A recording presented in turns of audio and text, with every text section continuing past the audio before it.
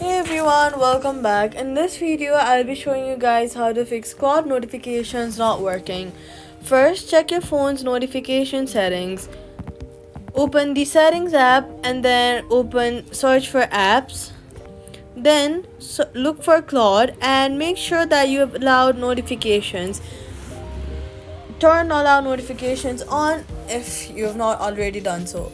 Then also allow sound banners or pop-ups if your phone has these options. Next, check if do not disturb mode is enabled in your phone. If it is, turn it off to or allow Claude to send notification while DND is active.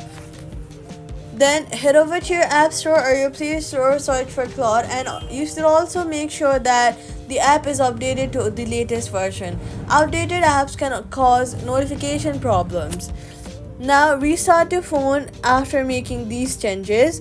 If the phone notifications still do not work, uninstall the app and reinstall it. This often fixes any hidden app issues. That's how you fix the Claude notification.